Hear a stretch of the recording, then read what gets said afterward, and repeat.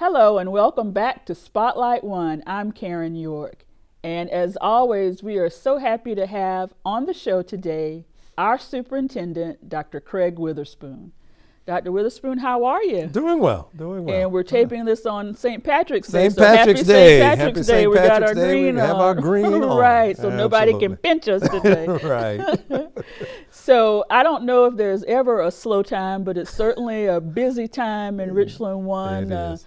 Lots of good things happening. And before we get into some of the questions we receive, one of the things recently was we became the first district in the state to receive an electric school bus. Absolutely. That was very exciting. You know, Richland One, we have a number of STEM and STEAM programs in the district. So getting that bus certainly adds to those experiences that our young people have. And to get the bus, you know, we had students from 5 of our schools submit some essays and information, again, of what's going on in the district. I recall seeing a picture that a student submitted. I think one of our elementary students submitted, and it had, you know, on the side of the bus where it says Richland County School District 1, it said no pollution. Great. So our young people are certainly aware of our environment and the things that we want to do to be green. But we're elated to have the bus incorporated to our programs, and also on routes throughout the district. So we're very excited about that. Also had a state championship won. That's correct. Recently, Keenan girls. Keenan girls pulled it off yet again. It was a nail biter, but it was a good game. Right. Congratulations to the Lady Raiders this year. Very exciting game as well. Right. Yeah. Yes, so always lots of great things happening in Richland One. Always. Absolutely. Right. So we've done several, 20 plus, I think, of these shows since the start of the pandemic, and we will continue to do them on a regular basis and have you come on and provide our stakeholders with some updates. And as I mentioned, as we always do, we always solicit questions from our students, parents, and staff, and we did that for today's show. So the first set of questions all relate to the pandemic, to COVID-19. So since our last show, we did have a transition that we made. Can you talk about that just a little bit? We go into the questions after that. Absolutely. And first of all, I want to say thank you to our students, our faculty members, parents, and our entire community for working with us over the past 2 years through COVID, from being in school on a Friday, going back to 2020 in March, if you will, and then being virtual and finishing out, transitioning, hybrid and so forth, packets and online and all to coming back. So thank you to all of our Richland One stakeholders for working through that. So most recently, thanks to the board, and I want to thank our board for their leadership and guidance during this time as well, because we made multiple transitions and all, and they were right there providing feedback and also cascading information as well, as we all did. So most recently, we moved to this week, as a matter of fact, to mask optional. Right. And throughout the pandemic, you know, the CDC and South Carolina DHEC had a lot of guidance and information, and also indicators when we were considered high transmission and trend rate and positivity rates. And then most recently, as we've worked through the original strain, if you will, and then Delta and then Omicron, some of the guidance and that information changed. Went from those trend rates and positivity and so forth to now being that of hospitalization and hospital bed availability in a particular area.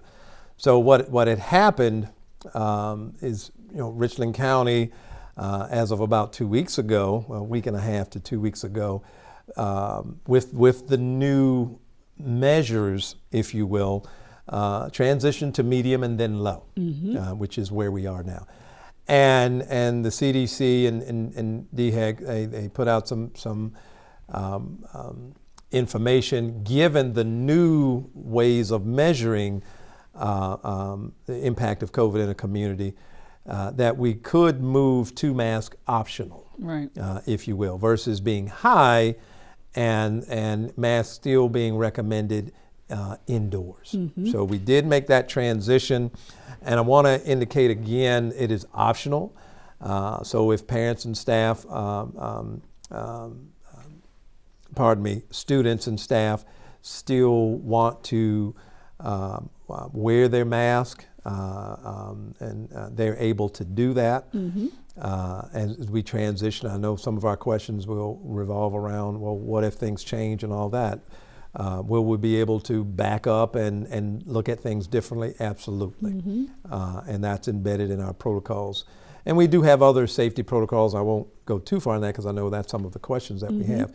But we do have other safety and mitigating strategies in place, as well as we continue to make this transition. We want to see how this impacts and what goes on. We still have our dashboard that we publish on a daily basis. So we'll monitor that. We still receive information again from CDC, DHEC, and all. And then, you hear on the evening news or sometimes on the news there's another variant in Europe and so forth, and possibly making its way here and all. So we monitor those things. And again, I want to thank everyone in our community, because as we navigated through this over the past 2 years, we were cautious, we were deliberative, and we saw that reflected in some of our numbers in terms of quarantine. We had our mask in place, so as some of the quarantine protocols changed, because we had mask mandate in place, we didn't have as many students or staff that would have to quarantine. So those numbers are down, and the same with the positivity numbers as well. So we appreciate that. We thank everyone for their cooperation. And we're glad to be where we are. And I will say again, as I've said on this show many times, talking about COVID, if you haven't been vaccinated, get vaccinated. If you're eligible for one of the booster, get the booster, and so forth. All of that helps in terms of community, not being as if you do get COVID, symptoms not being as severe, right. And we can keep our numbers down, keep those hospitalization numbers down as well. So we're in a good place. We want to stay in a good place and continue to move forward. Well, that provides a perfect segue to our first question, which is, why would we lift the mask mandate when we haven't gone through spring break? We know that numbers will increase. Why would we not stick with something that has been successful? And that's a very good question. And as we've gotten questions and comments on various aspects of dealing with COVID, we know that we do have students, staff, and families that have underlying conditions, health conditions, immunocompromised situations, and so forth. So we have to look at all of those things. But again, the designations have changed. More people are indeed vaccinated. And again, looking and talking with our local health officials, which we've been doing over the last 2 years throughout dealing with COVID. And again, we felt with where our numbers are, what was going on in Richland County, certainly when the county moved to medium and now low, we're good with the recommendations that we've made. And we're still looking at some of those other mitigating strategies as well. And certainly understand, well, let's just keep things as they are if they've proven to be successful and work. But again, some of the conditions have changed for the better in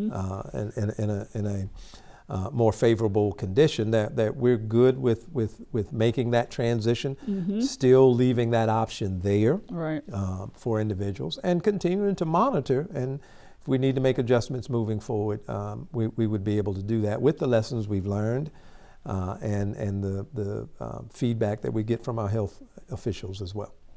So, of course, everyone likes to run scenarios, and so the next two questions are related. So the first one is, if the numbers do go back up, do you plan on making masks mandatory at the schools again? And another question related to that is, would students be required to go to school if Richland County is designated high risk or at that high level again? Sure. So we'll go back and again, the mandatory piece, if health conditions changed and all, and we do rely on that guidance from national and state and our local health officials, we would take a look at that. Again, we know more about COVID as these various strains have evolved. Delta was a little more virulent, if you will, and spread and so forth, and all. Then Omicron came and spread, but it was a little less virulent, if you will. So monitoring our numbers, taking a look at things, but if we need to pivot, in the future, for the safety of our students and staff and community, that is certainly a consideration. We did, we have a policy ADD. Actually, we still have the policy, right? And again, with board approval, moving to that optional piece, but in that policy embedded as well is still what the health conditions are. So we do have the availability and the need to do that. We would look at it. And then same about going back to high risk. And then would we still go to school or what have you? And again, that would depend on what the health guidance is. And we do have, there was talk early on about, have we reached herd immunity with folks that have been vaccinated and boosted and all of those things. So what would another strain look like, and what would that be? What would that impact be? Again, we would need that advisement from our health officials to see, how we keep our students safe, our staff, and how we in Richland One would work with the entire community to be sure we're in the best place that we can be. Right, and of course, protecting the health and safety of our students and staff continues to be the priority for us. Continues to be the priority, absolutely. So a couple of concerns, and we have a mix of questions, some concerns and some questions about, when we can further expand some of the things that have been in place now that the numbers have gone down. So the first question in the next set is, what supports are in place for teachers who feel unsafe at work due to COVID? Absolutely, and that's a legitimate question as well. We know throughout the pandemic, staff members and all have experienced loss, illness, and so forth, and COVID has had an impact on our community and on our Richland One families. So that concern is certainly valid. I certainly do respect that. At the same time, Richland One was one of the first districts to partner with our local healthcare agency, Prisma Health, to get those immunization days early on when they moved to 1B, which was the education setting, and encouraging vaccines and so forth. And many of our staff took advantage of that. And then, we hosted vaccination sites and so forth. So again, helping to bring those numbers down. The mitigating strategies that we've and some we're still looking at, some we still have in place. even though, mask optional is still would be considered a mitigating strategy as well. The hand washing stations that we have. We've put ionization units on our overarching HVAC units because that was a concern we had. Do we need, purification or units or devices in every classroom? We've heard that. But putting those units, on our overarching HVAC, and then depending on how the HVAC systems are designed in some of our sites, that indeed may be multiple units. Again, we've got sites of various age, various size, given and design, given our buildings. We're covered there, so that's still in place as well. The electrostatic sprayers, they're still around. Those types of things, and we've learned more. And was talking with a group about a week or so ago. You remember early on in the pandemic, when you went to the grocery store, you had to put things outside and wipe everything down before you put them in the refrigerator or in the cupboard and all of those things. And then we learned, and we were that first summer, where we weren't quite sure how long the virus might live on a surface, and we still had our laptop re-imaging over the summer, and then they've got to sit there for 10 days and then do things. And again, as this was new and so forth, that information and the impact of COVID changed throughout. So we know more, but we still have those mitigating strategies in place, and some things that we're still monitoring, even though we are mask optional. There's some things we still want to maintain our cautious approach. We do, for the sake of our teachers, our staff, our students, and our families. So to those teachers that I'm still a little concerned about it, we understand that, and we still have those, the health officials still talk about the hand washing. Again, we have numerous hand washing stations, freestanding hand washing stations, for example, and other things that we do. And where we might need to look at other procedures and all based on numbers, and again, still having our dashboard in place and all, we will continue to do that.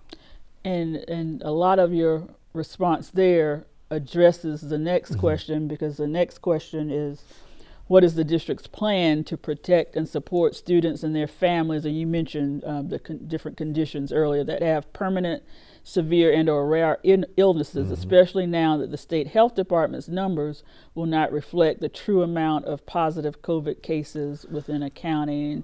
And the person went on to talk about the at-home testing and some of the issues or potential issues there. And yes, and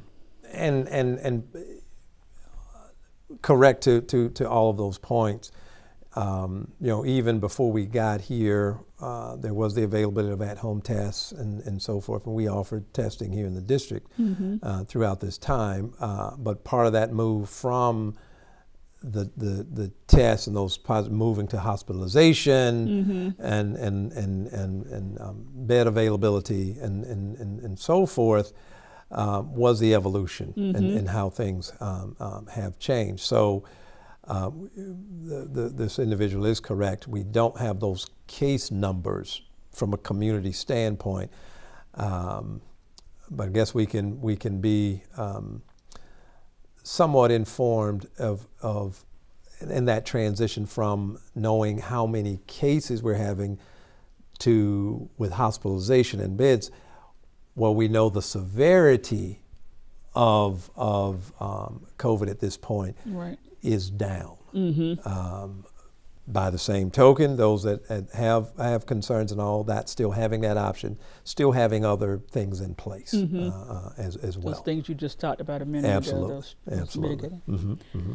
So the next question is, and again, moving toward sort of on the different view or different side, is when will the other COVID mitigations be removed from classrooms. Sure. And this parent is a Montessori parent, says, as a parent of kids in the Montessori program, a lot of these measures are preventing this type of educational experience.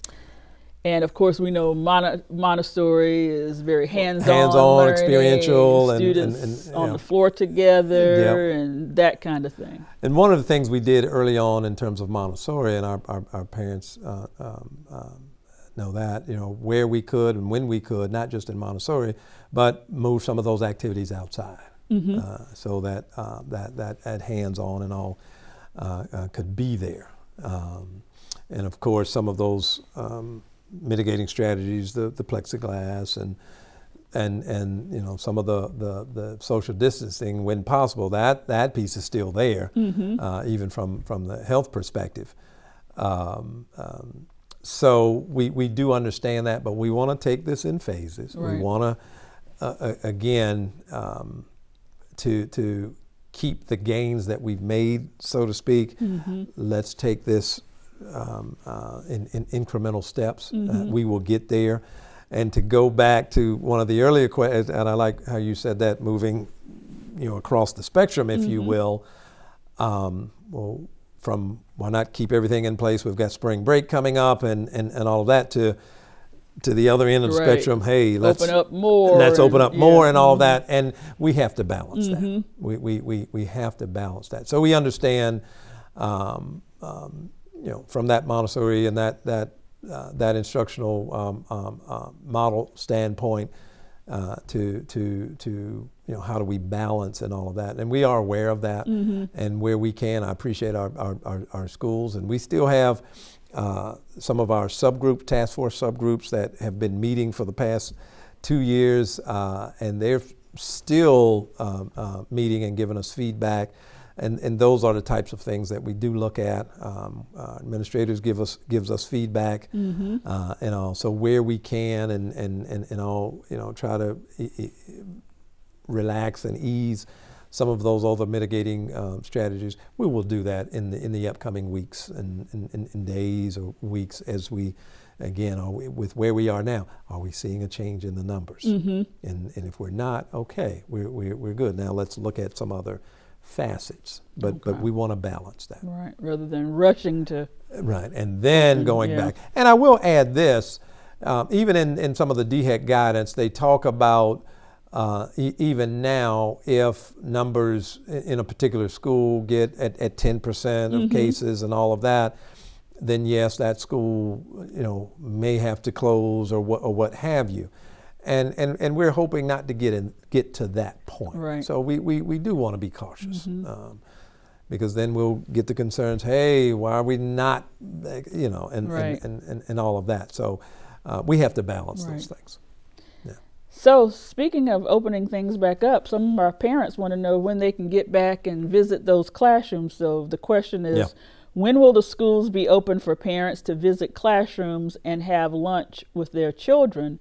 And a related question is, when can volunteers be allowed back into the schools? Sure, good questions. And again, that moving back toward things we used to do and getting back. And again, we understand that as well.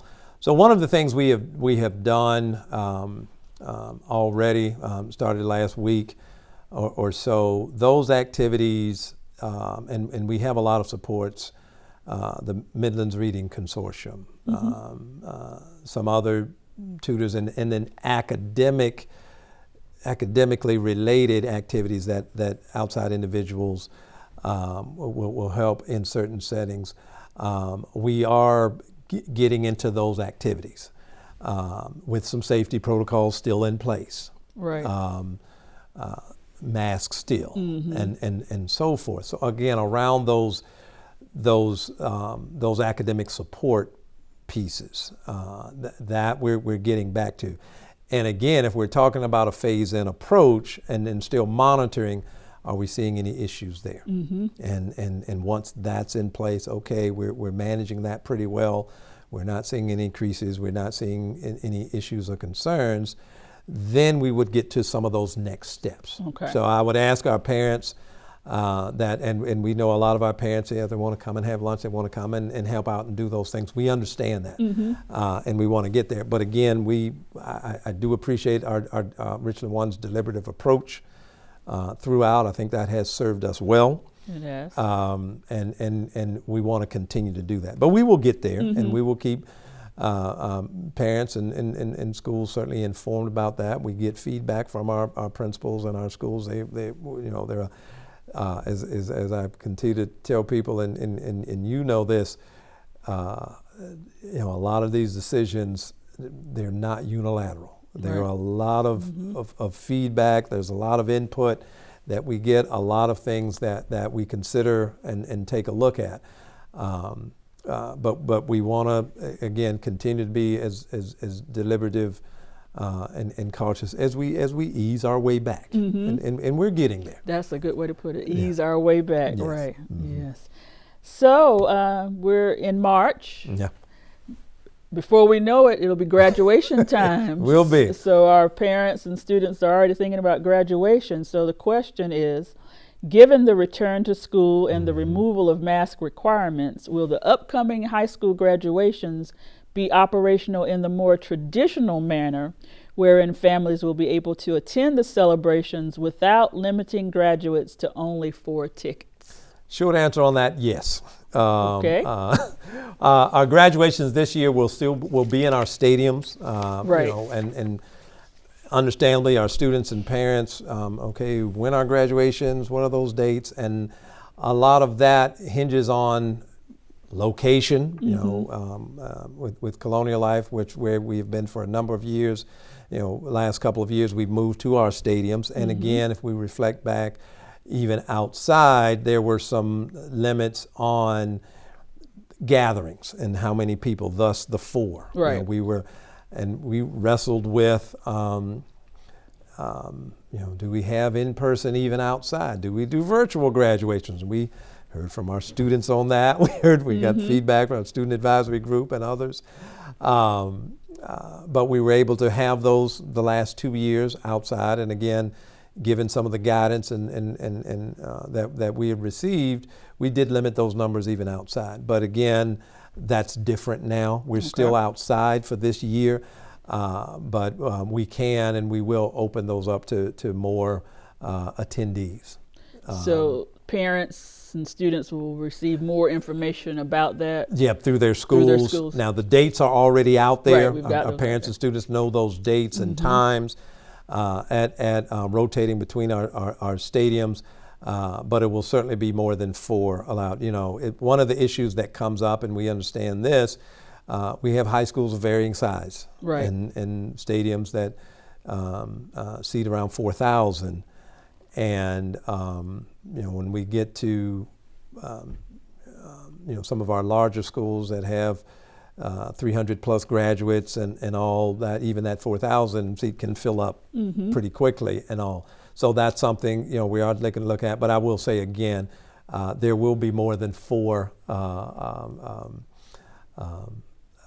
tickets or slots, if you will, per guest. For guests, that absolutely will. So I can hear cheering out there as they watch this and hear you say that. Yes, so, absolutely.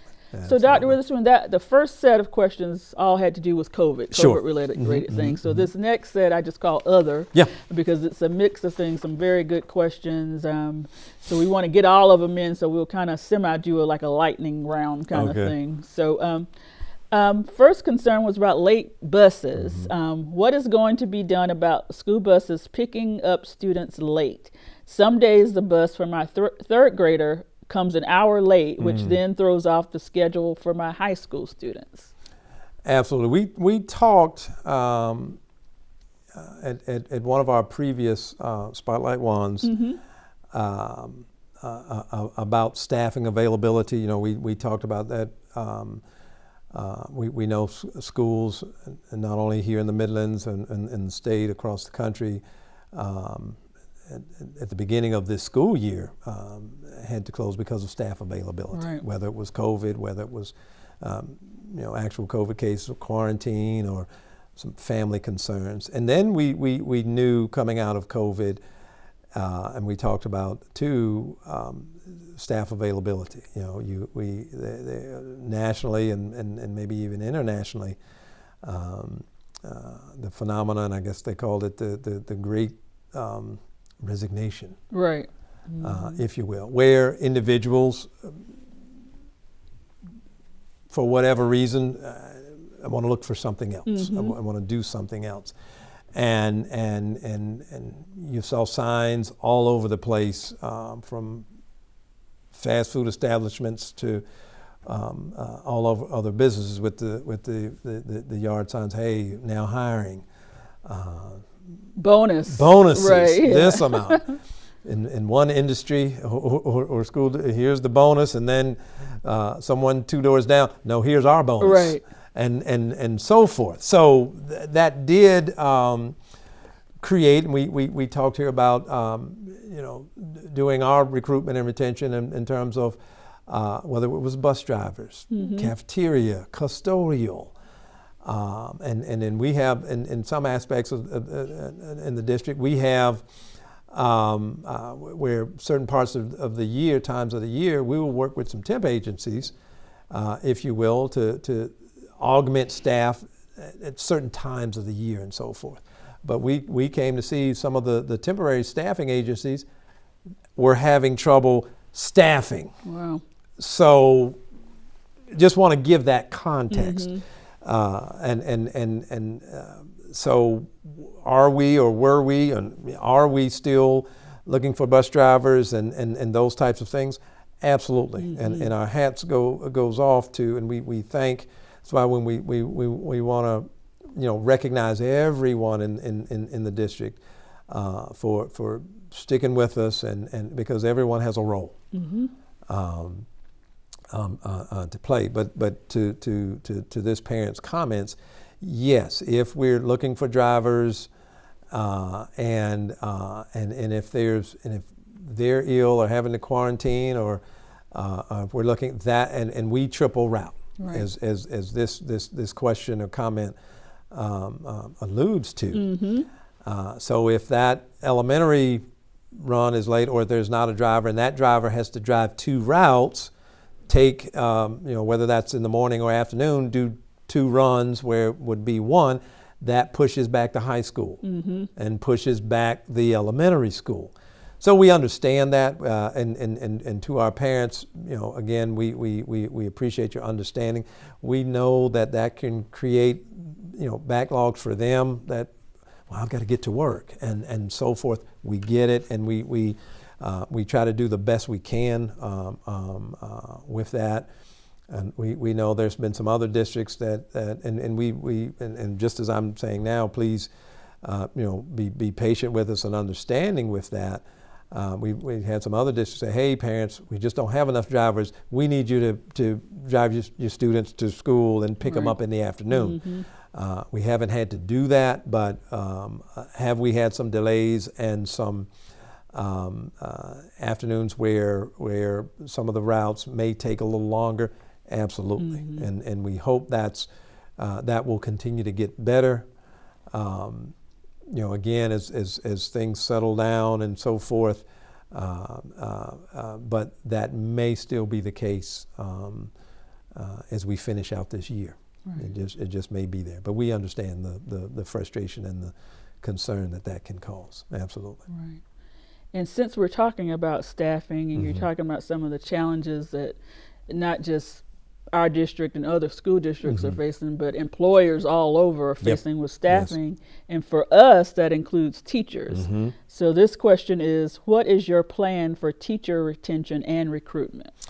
Absolutely. And that's been a concern and a challenge for us here in Richland One, and of course, statewide and nationally. One of the articles we saw maybe last week or week before last, across the state, teacher vacancies are higher at this point, a little past mid-year, than they were at the beginning of the school year. And again, that's a variety of reasons and so forth. So that being said, that's a real issue for any and all school districts, and Richland One, and something that we're proud of, and we approach this challenge head on. You know, we're a little more diverse than other districts in the Midlands and so forth. And sometimes, you know, even outside of COVID, that can cause some challenges with staffing and so forth, and which we get, we understand. We value in this district smaller class sizes. So when you look at vacancies and so forth, and there's a high number, well, that's because we want to have smaller class sizes. Right. and all. That being said, you know, what are we doing about recruitment and retention? On our HR website, and we've been talking, I had a conversation with Teacher Forum Group this week, as a matter of fact, about you know, sharing some of those incentives to come and join Team Richland One. We've partnered with a local financial institution that will offer some assistance with closing costs if you know, because we want you not only to work in Richland One, live here, right? Be a part of the community. So offering some assistance there. And other host of incentives from local business and industry that will help out, you know, discounts to this and memberships and those types of things. And we have that list laid out on our HR website. And we've got some recruiting events. I think in April, we've got an in-person recruitment event that we hope, you know, many people take advantage of, and we tout the supports that we have in our district, and that's one thing that we hear when teachers and others come into our district from being other places. Wow, there are a lot of supports that we have and that we offer. There are leadership opportunities from micro-credentialing that sometimes can be paid for, and then sometimes maybe even some funding that comes with getting certain certifications and all. So we have those opportunities available to staff. Again, you know, sponsoring clubs and other things. A lot of extracurricular activities for our young people. And then what I hear, and not only do we do surveys and talk to folks about, you know, and organizations do those exit surveys. Okay, why are you leaving and so forth. But we also value those individuals who stay with us. So why are you staying? And what can we do to incentivize that? So one of the things that we're working on as a part of this year's budget process is perhaps some bonuses or something that, okay, you've been with us for 5, 10, 15, 20 years.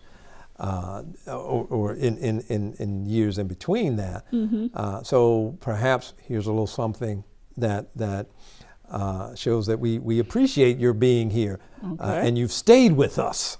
So that's something we're looking at in this budget cycle that's coming up. You know, there's some talk in the legislature overall about some changes in teacher pay and all. There's still some details that have to be worked out in that. Sure. You know, how much funding is going to come from the state, how much funding will be the responsibility of the local school district, and all. And we're very supportive of that. And again, there's some more details that from a state perspective that has to be worked through, and all. But there is a listing of those activities that we do offer for recruitment, and that we do offer.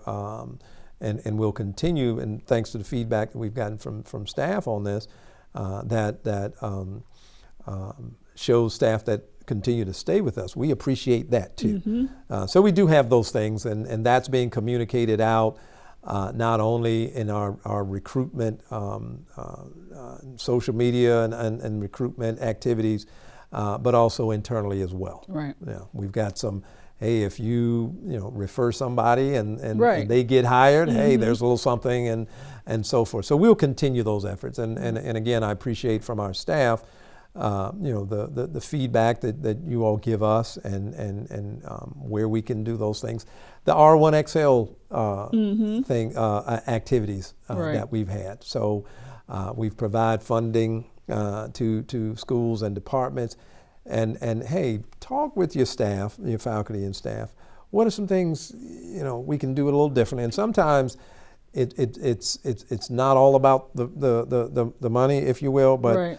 but what can we do a little differently to again show some appreciation and all, and still looking at the financial piece, absolutely. But what are those things? So you know, some of the work days during this year where they could be remote and all, we've done that, and we're still looking at ideas and things that we can do to recognize and celebrate our staff. And I think we have to continue to do that as we move forward, because some of things will be different moving forward. They absolutely will be. And then might we have to monitor and adjust and all, yes, and we're prepared to do that. But that feedback and dialogue is crucial as we do that. Ongoing. Yeah. So now let's talk about school lunch. Yeah. This parent says, my child is in the 8th grade and she has been sending me pictures of what she eats for lunch. It seems like the portion size that they're being fed is really smaller than normal. And we've heard this from some parents. Sure. In terms of the amount of food that students receive. What can you say to parents about that? Well, I do know our student nutrition department works very hard to make sure that we're meeting the dietary requirements from the USDA, that we do have a variety of meal choices for our students, from salad bars to you know, various entrees and the menus online and so forth.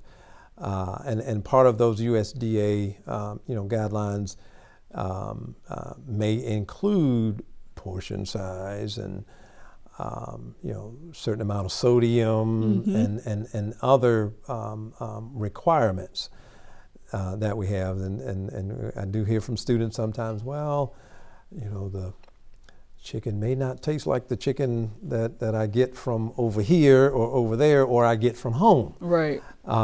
Which we understand, but there are some requirements that, and our student nutrition department receives, you know, funding through the USDA, and we have to meet those requirements.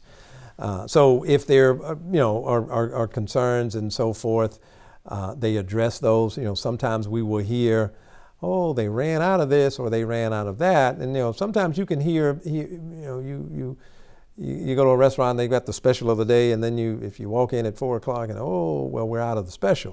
Doesn't mean they're out of food. Right.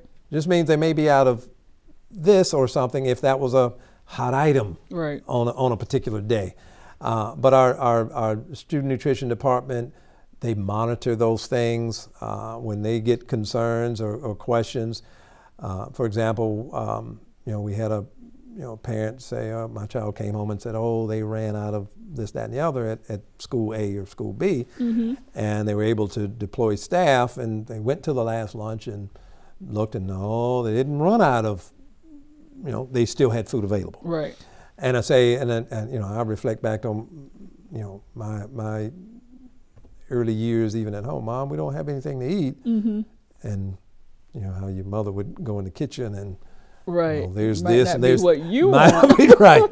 But there's their their meals. Yeah. So we do taste testing, and to the size piece, you know, we do have those requirements, and they do look at those, you know, the size, the portions, and those types of things, meeting those guidelines.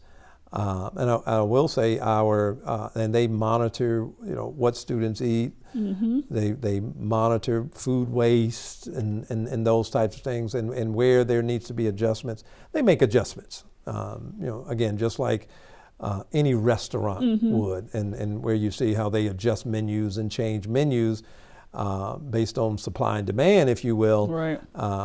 They do that, and we do taste testing with students. We've had some plant-based items for students in the past. I think we still continue that.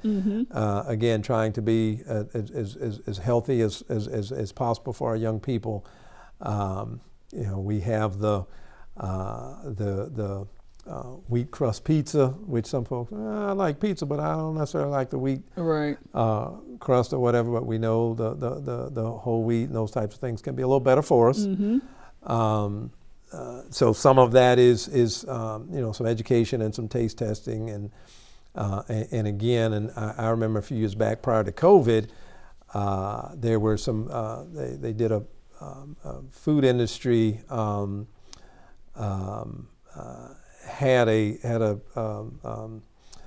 it was a conference, but in one of the big rooms over the convention center had a lot of different food vendors and samples of things, things, and our students even went, working with our CTE program. Our students even went and said, yeah, we like this or not that, and gave some of the food vendors feedback, as well as our student nutrition department. So we do engage our students in the process, and try to make sure that we have meals that students want to eat and are still nutritious, and all, and that continues. So we want to get in these last few questions that we have. So the next one is, why are children of exceptional needs not being tested as they should for proper classroom placement? Well, I'm not aware of where students are not being tested. Even during the pandemic, we were virtual and all, there were still IEP meetings being held, accommodations, as appropriate and so forth, were still being implemented, and that type of thing. So I would say to a parent, if there's a question about testing, and there are some guidelines, timelines, all of that associated with the IEP process, revals and so forth, please contact their school, ask those questions, and we have a special services department as well. They may reach out to that department, but again, I'm not aware of where any instance where testing is not occurring. So please do reach out and ask for some clarification and assistance on that. Definitely. Yeah. So the next question is about Black Studies. What is the district's policy regarding Black Studies courses, clubs, and/or curriculum? And is the district open to offering Black Studies courses to students that want it? We, in our course catalog, we do have African American Studies and a variety of, that's outlined in our course catalog. Now, of course, as students signing up for it and all of that, and the courses making, if you will, in terms of the interests and all of that, that is available now, and it has been across our high schools. And again, those are listed in our course catalog. That can be seen. So yes, they're offered. Yes, we have been and will continue to be open to various experiences and opportunities for our young people. So maybe check with someone at the school if they need. Yeah, I would say check with if they have questions about that. But courses are available. And do check. And we do have our curriculum folks again that can answer any questions. But they are indeed available. Good. Yep. Okay. So this has come up a time or two in my now almost 21 years in the district, and I guess that it's come up again. So this question is, first the statement is, parents are gravely concerned about recent comments regarding the closure of C.A. Johnson High School. These comments are extremely disturbing to our students and parents, and we are asking for answers and transparency about the future of our school. Are we planning to close C.A. Johnson? No. Okay. Full I did stop. not think so. Right. No. We're C.A. Johnson, is one of across the state historically black school, going back to the days of segregated schools and so forth. I think about 2 weeks ago, the school unveiled its wall of fame. A lot of prominent individuals, local as well as some national and worldwide recognition came out of C.A. Johnson. Charles Bolden on down. On down. Mr. King B.L. Jeffcoat, absolutely, who's one of our school board members that passed a couple of years ago, was in the first graduating class of J. Johnson. Absolutely, so, yeah. absolutely. So, we're proud of Johnson. We're proud of all of our schools. Let's be clear. We have across our 495, 98, when we round up to 500 square miles, schools in our district. One of the things that the district, our board historically has valued is our neighborhood schools. And fortunately, we have the ability to serve students that way, and that has been a priority for this board for many, many years. So we have no plans of closing Johnson as a medical magnet that serves students. There's a very strong articulation between the schools in that cluster from elementary to middle to high. School has been known and continues to do that parental and community outreach and activities that brings that community together. As a lot of our schools has a very strong alumni foundation and support. They come in and provide mentorship opportunities, other opportunities as well. So we look forward to many, many years of C.A. Johnson remaining there, being in the community. And we also know, if you will, through some of the housing patterns and so forth, there have been some changes, but I understand there are plans to build back in that community as well, as some transitions have been going on with Allen Benedict Court and some other areas in there. And Richland One will continue to support those efforts and support the students and the families in our Johnson feeder pattern. So, not sure where that is coming from, but we can put that rumor to rest. We can put that rumor to rest. Right. Absolutely. So our last question, which is kind of funny because we're always planning for the next school year. Next school year. Is have any plans been made for next school year? Some have to plan ahead, and I'm guessing that this may be about our calendar for next year. Oh, okay. And parents have been asking, when will the 2022-23 calendar be finalized? Right. So that may be what that question is really about. So we do 3 readings of our calendar. Next 2 readings. Thank you. 2 readings of our calendar, and the next reading for the board. We've had first reading last Tuesday. Next reading for the board will be at its next meeting. And then we will have a 2022-2023 calendar. Right.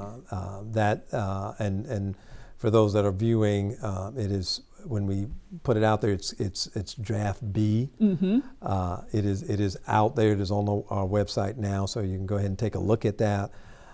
It did receive first reading approval.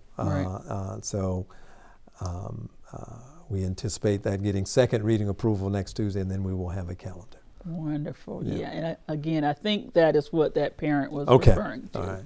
Yes. Well, Dr. Witherspoon, thank you for coming on the show as you always do, and we'll probably do these a little bit more frequently. Absolutely. Because I know, we always have good news to share, and we always have questions that come from our stakeholders that we want to provide them an opportunity, and not just this opportunity, but of course through Spotlight One as well. Absolutely. So, thanks so much. Always a pleasure. All right.